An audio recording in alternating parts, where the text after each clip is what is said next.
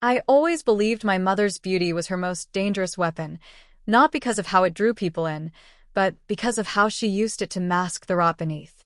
The first cracks in my belief that I was the problem came one quiet afternoon in Dr. Peterson's office. I noticed his phone light up with a message from her, and something about his reaction made my stomach twist. I showed him the text, watched the blood drain from his face, and said the words that changed everything. "She's watching us right now." Outside, her silver sedan sped off as soon as Peterson turned to look, confirming my fears. But nothing prepared me for what came next. Walking into my house to find a room full of Mom's friends, neighbors, and Aunt Karen, all gathered like a tribunal. My mother, draped in my favorite dress like she owned my identity, played the victim flawlessly. They spoke of inpatient treatment, sex addiction, inappropriate relationships, words meant to brand me as broken, as dangerous.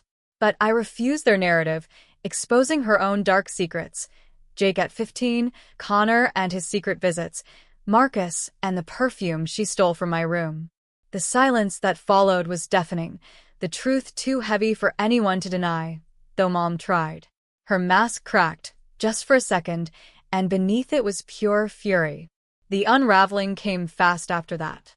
A message from Peterson, a meeting at his apartment where I heard her through the door, seducing him, whispering poison about how I had always been jealous, how I'd tried to take everything that was hers. I recorded it all, every soft manipulation, every boundary crossed. When I couldn't listen anymore, I backed away, knocking over a plant and running before they could catch me. Desperation drove me to my father's office, the man Mom had tried to erase from my life. Ashley, his kind and cautious wife, recognized me, led me to him. The hug he gave me felt like coming home. He already knew. His private investigator had uncovered Mom's history of grooming and betrayal, the boys she hurt, the therapist she paid off. Together we built a case, pieced together the evidence. Texts, recordings, bank statements, and ultimately the tapes Mom herself had hidden, filled with her and Peterson laughing about their pathetic clients. In one, I heard her voice say, "My daughter's even easier than her boyfriends were." That broke something in me, but it also gave me strength. The trial came, swift and brutal. Peterson went down first, 5 years, lifetime registration as a predator. Mom followed, 18 months for conspiracy, fraud, corruption of minors. At sentencing, she smirked, whispered, "You're just like me now." But I knew the truth. My revenge freed people. Hers only caged them. I rebuilt. I healed. I became a victim advocate, answering the calls I once made. The hardest was from a teenage girl, her voice shaking as she described her beautiful, charming mother and the boyfriends who no longer felt safe. I saw myself in her, heard my younger voice in hers. This time, the system worked. CPS intervened. Counselors listened. Mom's parole came up, and I went, told the board she wasn't ready, hadn't changed, would find new victims. Connor's mother spoke too. Jake's family sent letters. Parole de Nid.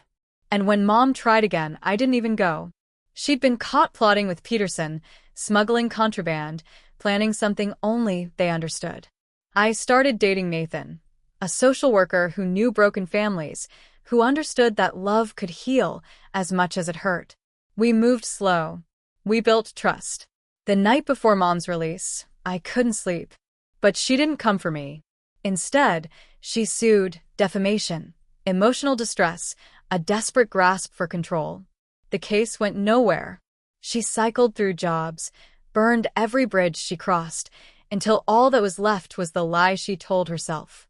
When Nathan proposed, I said yes. She tried to ruin that too, showing up at our engagement party, pressing a letter into my hand. Pressing a letter into my hand before security escorted her out. I never read it. Some cycles deserve to die in silence. Mom's patterns continued. A 19-year-old boy. Same seduction, same lies, but this time the boy recorded everything. The trial was brief. 5 more years, no parole. This time I felt nothing, not satisfaction, not grief, just a tired recognition that some people never change. I was pregnant when the verdict came down. Our daughter arrived early, perfect and loud and fierce. As I held her, I thought of cycles and choices, of the life I wanted to give her, the one Mom tried to steal. I watched her learn to walk, her chubby hands reaching for me with pure trust. I caught her every time, promised her in quiet moments that I would be the mother I needed, not the one I had. At my wedding, Dad walked me down the aisle, Ashley holding their toddler, our family finally whole in a way that had nothing to do with blood and everything to do with love. The teenage girl from that first call became a lawyer, helping families escape predators like Mom. Peterson died in prison, his name forgotten, his charm meaningless without victims to feed it. Mom faded too, a ghost in the corners of my life, powerless now that I had chosen to stop playing her game. And so, the cycle ended, not with vengeance or some grand victory, but with the quiet, daily work of choosing differently. Every time I answered a call at the advocacy center, every time I taught a new counselor what to look for, every time I kissed my daughter goodnight knowing she would never doubt my love, I broke the pattern. Mom became just another story, a warning, a reminder that beauty without conscience is nothing but a trap. She spent her last freedom spinning new lies, but no one was listening anymore. When I saw her on security footage, shopping like any other woman, I deleted it. Let her be ordinary. Let her fade. My daughter grew. My work continued, and the world turned without Mom at the center of it. That's how the pattern truly ended, not with destruction, but with creation. With love that builds instead of consumes. With trust earned, not stolen. With a simple, powerful choice to be better every single day. Thank you for listening to my story.